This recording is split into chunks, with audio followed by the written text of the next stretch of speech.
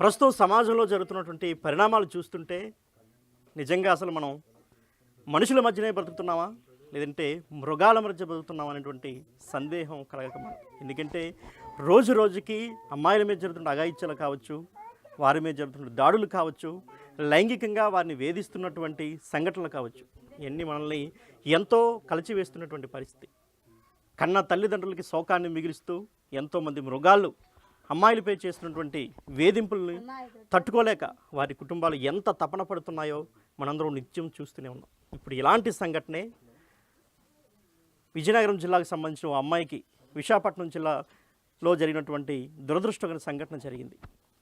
ప్రస్తుతం మనం చూసాం, నిన్నటి వరకు జరుగుతున్న ప్రతి ఒక్క అంశాన్ని కూడా మనం కూలంకషంగా చూసాం. బిగ్ టీవీ కూడా చాలా ఎక్స్క్లూజివ్గా చూపించింది. ఓ అబ్బాయి తమ కామ వాంఛలు తీర్చమని అమ్మాయిని ఏ విధంగా హింసించాడనేది వారి తల్లిదండ్రుల మాటల్లో, వారి కుటుంబ సభ్యులు కావచ్చు, గ్రామస్తులు కావచ్చు, వీళ్ళందరి యొక్క ఆవేదన కూడా మనం విన్నటువంటి పరిస్థితులు అయితే ఉన్నాయి. సో ఒక్కసారి మనం ప్రస్తుతం ఏదైతే అమ్మాయి సొంతూరు వేపాడ మండలం కల్లెంపూడి గ్రామంలో ప్రస్తుతం మనం అయితే ఉన్నాం. సో ఒకసారి మనం కల్లెంపూడి గ్రామంలో అమ్మాయి ఏదైతే నిన్న మృతి చెందిందో ఆ అమ్మాయి ఇంటి దగ్గర ప్రస్తుతం మనం ఉన్నాం. ఒక్కసారి చూడొచ్చు, ఇంటి పరిసరాలను మనం చూడొచ్చు. ఒకసారిగా ఇంటి పరిసరాలని ఒకసారి మనం గమనించినట్లయితే అమ్మాయి అంటే వాళ్ళు ఎంత కడు బీదరికలో ఉండి కుమార్తెకు అంగరంగ వైభవంగా పెళ్లి చేసి ఒక మంచి అల్లుడినిద్దాం, అమ్మాయికి పెళ్లి చేసిన తర్వాత అమ్మాయి జీవితం బాగుండాలి, తిరిగి మళ్ళీ ఈ యొక్క బేదరికం వైపు చూడకూడదు, తాము ఎలా ఉన్నా పర్వాలేదు, తమ కుమార్తెలు బాగుండాలి, ఒక మంచి సంబంధం అయితే చేయాలని తప్పించి వాళ్ళు పెళ్లి చేయడం జరిగింది. సో తర్వాత ఏం జరిగింది, అసలు ఎప్పుడు పెళ్ళయింది, ఎన్ని రోజులు అయింది, అమ్మాయిని ఏ విధంగా వేధించాడు తన భర్త అనేది ఒక్కసారి వాళ్ళ కుటుంబ సభ్యులు తల్లి మనతో ఉన్నారు, ఆమెతో మాట్లాడే ప్రయత్నం చేద్దాం. చెప్పండి అసలు ఏం జరిగింది, అసలు పెళ్ళి ఎప్పుడైంది అమ్మాయికి? పెళ్ళి 6వ నెల 3వ తారీఖున అయింది సార్. 3వ నెల 6వ తారీఖున పెళ్ళి అయింది సార్. పెళ్ళయింది కానివ్వండి, పాప చెప్తుంది, అమ్మ నాకు ఇలా జరుగుతుంది, ఇలా జరుగుతుంది, మా అత్త తిడుతుంది, మా ఆయన ఇలా చేస్తానని చెప్తే, అమ్మ మనం పేదింటి నుండి వెళ్ళామమ్మా, ఎవలేవన్నీ పట్టించుకోగమ్మా, శుభ్రంగా ఉండమ్మా, నువ్వు శుభ్రంగా ఉంటావు ఏటంటారమ్మా అనేసి మేము కూడా పిల్లకి చెప్పడం జరిగింది. ఆల్రెడీ పిల్ల 2 సార్లు వాళ్ళతో గొడవ ఆడుకొని ఇంటికి వచ్చింది. పోయిన సోమవారం నాడు తల్లి కొడుకు కూడా చంపేయడానికి ట్రై చేశారు. ఆ రోజు మా పిల్ల ప్రాణానికి దేవుడు అడ్డేసి మా పిల్ల బతికి మా ఇంటికి వచ్చింది. నువ్వు వస్తే నేను నువ్వు రాకపోతే చచ్చిపోతానంటే నేను వెళ్ళి తీసుకొచ్చాను. తీసుకొచ్చిన తర్వాత మళ్ళీ మంచి మాట్లాడి మేమందరం ఒక నిర్ణయానికి వచ్చి మా పిల్లలు మా అల్లుళ్ళు అందరం మాట్లాడుకొని, అమ్మ నీదే తప్పు చూపిస్తాను, వాళ్ళు తప్పు అనట్లేదు, నువ్వు పెద్ద నోరే తరడం వల్లే తప్పు అంటున్నారు, మాటలు నోరు కంట్రోల్ చేసుకోయమ్మా, నోరు తగ్గించుకోయమ్మా అని చెప్పి మంచి మాటలు చెప్పి బుద్ధి పెట్టి ఇవాళ రోజున శనివారం పంపించాను సార్. మళ్ళీ 1,20,000 అయ్యేసరికి నా కూతుర్ని శవానిగా నాకు అప్పచెప్పారు సార్. వాళ్ళు ఏం చెప్పారు, అమ్మాయి ఏడు జరిగింది అమ్మాయి ఎందుకమ్మా అంటే, అమ్మాడు కామనం రావడానికి ట్యాబ్లెట్లు వేసుకుంటున్నాడు, ఆ డ్రగ్స్ వాడుతున్నాడు, ఆడు రోజు 4-5 రాత్రులు 9-10 సార్లు తొంగమంటున్నాడు అమ్మ, నేను అలా తొంగలేకపోవడం వల్లే నన్ను విమర్శించేస్తున్నాడు. రోజు కూడా అత్తమంటికి ఆడదాన్ని కాదేటమ్మా, డ్రగ్స్ తీసుకోవడం వల్ల నాకు బీడింగ్ గట్రా అయిపోతుంది, అందువల్లనమ్మా నేను పడుకోలేకపోతున్నాను అనేసి నాకు చెప్పింది. అమ్మ మగోడు కదమ్మా అనేసి నేను అది కూడా సరే చెప్పాను.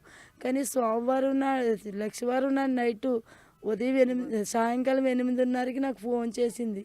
సరే సార్ ఆ 8:30కి ఫోన్ చేసి ఆ ట్యాబ్లెట్లు ఎలాగుంటాయో ఒకసారి మెసేజ్ పెట్టింది వాళ్ళ బావగారికి.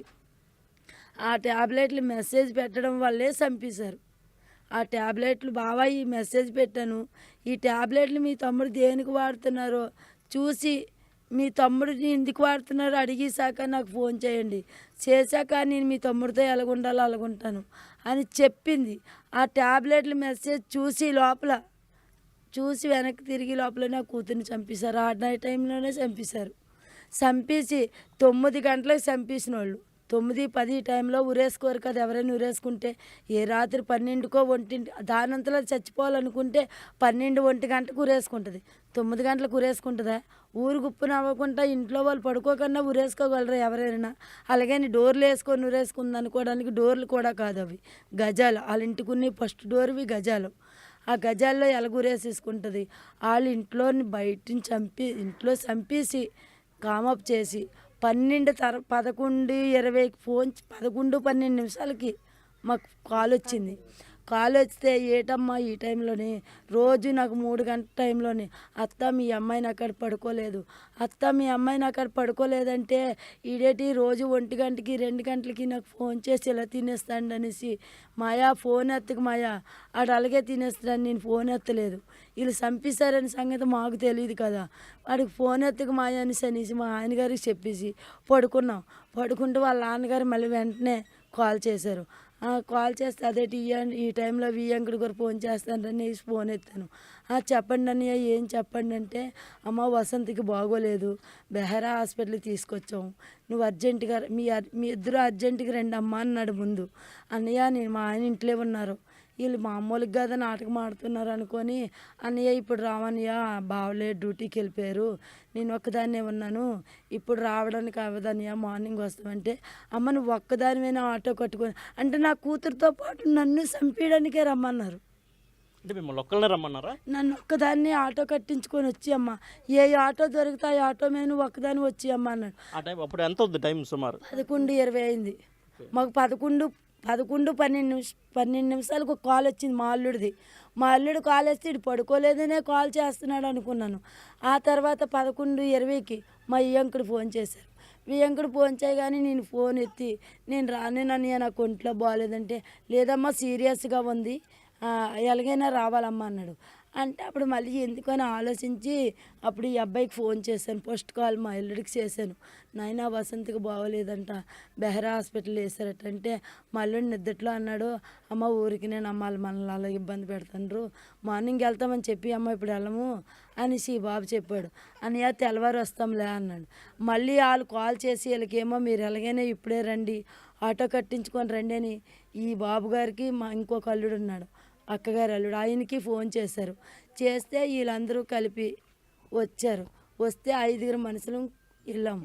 మేము ఎన్ఈడి సెంటర్కి వెళ్ళినంత వరకు బాడీ అని చెప్పలేదు, మామూలుగా పేషెంటే కదా బాగోలేదే కదా అనుకున్నాం. తీరాగా ఎన్ఈడి వెళ్ళిన తర్వాత కేజీహెచ్కి తీసుకెళ్ళిపోమన్నారు అన్నాడు. కేజీహెచ్ తీసుకెళ్ళిపోమంటున్నారంటే ఈ టైంలో కేజీహెచ్ తీసుకెళ్ళిపోయిన అంత సీరియసా? మాట్లాడి పావుగంట కూడా మాకు 8:30కే మాట్లాడింది, ఇంతట్లోకి ఏం సీరియస్ అయిపోయిందని మేము ఆశ్చర్యం అయిపోయాం. నాయన ఏట్రా కేజీహెచ్ తీసుకెళ్ళిపోమంటున్నారని మా పెద్ద అల్లుడి గారికి అన్నాను. లేదమ్మా అక్కడికి వెళ్తాం కదా తెలిస్తే నువ్వు కంగారు పడకనేసి అన్నారు. అన్నాక వెళ్ళాము. ఇద్దరు వెళ్ళేసరికి అక్కడ పోలీసులు వాళ్ళ చుట్టాల బంధువులు అందరూ కలిపి మెహరా హాస్పిటల్లోని పేషెంట్ని సెల్లార్లో పెట్టేసి వీళ్ళందరూ రోడ్డు మీద ఉన్నారు.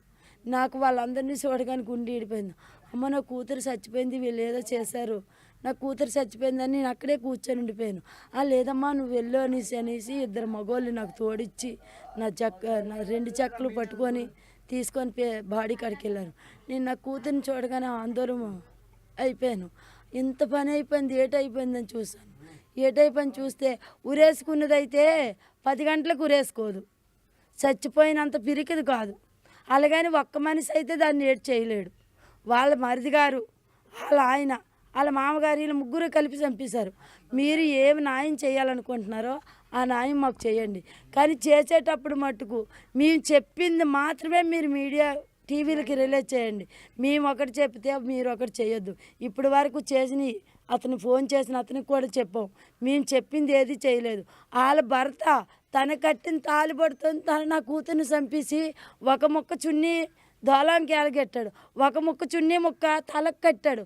చచ్చిపోయింది తలకు కట్టుకుంటే చచ్చిపోద్ది సార్. తాలిబట్టు తీసి మంగళసూత్రం మంచం మీద పెట్టేశారు. మేము తాలిబెట్టేదని అడిగితే తెల్లవారు లేసి పోలెట్టేసిని తెచ్చారు. పోలెట్టేసిని తెస్తే చంద్రబాబు నాయుడికే శిక్ష చేశారు. వాళ్ళ తల్లి కొడుకు వాళ్ళ తండ్రి కొడుక్కి టియ్యలు మేము 20 మంది అక్కడ పోలమని ఏడుస్తే వాళ్ళకి అన్నీ సరే పోలీస్ స్టేషన్కి హాంజ్వర్ చేశారు. మమ్మల్ని ఎంత ఇబ్బంది పెట్టినారు. కాబట్టి మాకు న్యాయం అంటే ఏడు జరగద్దు, మాకు డబ్బు ధనము ఏటి వద్దు. మా పిల్లకి జరిగేవి ఇంకొకరు జరగకూడదు, కానీ నా పిల్లకి జరిగేలాగా ఇంకొకరు జరగకూడదు. నా పిల్లల ఆడికి ఉరేనా తీయాల, జీవితాంతం శిక్షణ వేయాలి. ఆ 2 తప్ప మాకు డబ్బు వద్దు. మాకు మా పిల్ల నేను పడే వేదన ఇంకో తల్లి పడకూడదు. ఇప్పుడు మీ అమ్మాయి ఇప్పుడు మీ అల్లుడి గురించి చెప్పింది ఇలా చేస్తానని, అప్పుడు మీ అల్లుడిని మీరేం ప్రశ్నించారా? చెప్పాను సార్, ప్రశ్నించడానికి ఆగాగు, ప్రశ్నించడానికి మగాడు కదమ్మా, నేనే సర్ది పెళ్ళైన కొత్త 11 నెలలు ఇంకా సంవత్సరం అవ్వలేదు కదా సార్. అమ్మ పెళ్ళైన కొత్త, తన వయసులోనున్నారు, నువ్వు వయసులో ఉన్నావు, వయసులో మగవాళ్ళు ఎలాగుంటారో మరి తెలియదేటమ్మా, నువ్వే సర్దుపోయమ్మా అని మేము చెప్పాము. వాళ్ళ తల్లిదండ్రుల దృష్టి కూడా తీసుకెళ్ళలేదా మీరు? మీ అబ్బాయి తల్లిదండ్రులకు ఇలా ఎవరైనా చెప్పరు కదా సార్. ఆడపిల్ల కాబట్టి తల్లికి చెప్పింది, మీ అబ్బాయి ఇన్నిసార్లు కాపురం చేయమంటున్నారని తల్లిదండ్రులు చెప్తే ఏమంటారు? మీ అమ్మాయి కాపురం చేయడానికి వచ్చిందా, మీకు కంప్లీట్ అవ్వడానికి వచ్చిందంట. ఆ మాట కూడా రీజనే, వాళ్ళకి కూడా చెప్తారు. కానీ ఎంత చేసి కూడా నా కూతురికి వాళ్ళ ముగ్గురు వాళ్ళ మరిది గారు నాకు వార్నింగ్ ఇచ్చాడు. ఈసారి సోమవారం తీసుకొచ్చాను, శనివారం దేబెట్టాను, సోమవారం తీసుకొచ్చిన రోజు నాకు కంప్లీట్ ఇచ్చాడు. ఈసారి మీ పాప కానీ అలిగి మీ ఇంటికి వస్తానని రోడ్డు ఎక్కిందంటే మీ పాప మీ ఇంటికి రాదు అనేసి అన్నాడు.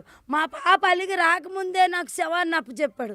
నాకు మట్టుకు ఆవిడ ఒక్కడికే కాదు, వాళ్ళ ముగ్గురికి సెక్స్ పడేలాగా చేస్తానంటేనే మీడియా వాళ్ళు రండి, లేకపోతే రావద్దు. ఏం చేస్తాడు మీ అల్లుడు? ఏమి చేయడాడు. వాళ్ళు మాకు కళ్ళు నెత్తికెక్కిపోయి మాకు ఇంట్లోనున్న ఆస్తి అంతా అమ్ముకొని రోడ్డుని పడి ఇలాంటి గుడిసెల్లో ఉండలేక వైజాగ్లో పోని కూలి పని చేసుకొని రాయిలు మోసుకొని ఆడపిల్లలైనా శుభ్రంగా ఉంటారు కదా అని పొలము పుట్ట లేకపోయినా సరే కష్టపడి పెంచి ఎంతోళ్ళు అంత చేసి పెళ్లి చేసాం. వాళ్ళకి ఆస్తి ఉంది, మంచి కుటుంబం ఆస్తి ఉంది అన్నారు. వాళ్ళకి ఏం ఆస్తి ఉందో కూడా మాకు తెలియదు. మాకు అక్కడ ఇల్లులు ఉన్నాయి, ఇక్కడ ఇల్లులు ఉన్నాయి, ఎక్కడ ఆస్తి ఉంది, ఎక్కడ ఆస్తి ఉంది అన్నారు. మనకు ఆస్తి ఎందుకండి, పిల్లలు బాగుంటారని ఇచ్చేసామండి. కట్నం ఇచ్చారు ఆ రోజుల్లో? మేము ఆ రోజుల్లో కాదు సార్, సంవత్సరం అవ్వలేదు. కట్నం వేయించి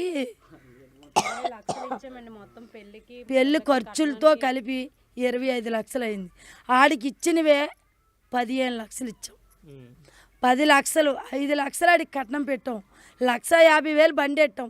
ఆడపిల్లకి 1,00,000 రూపాయలు పెట్టాం, ఆడపిల్లకి 1,00,000 రూపాయలు ఇచ్చాం. ఆడికి బంగారం 4 తులాలు పెట్టాను. దీనికి మీరు ఏమి న్యాయం చేయాలి?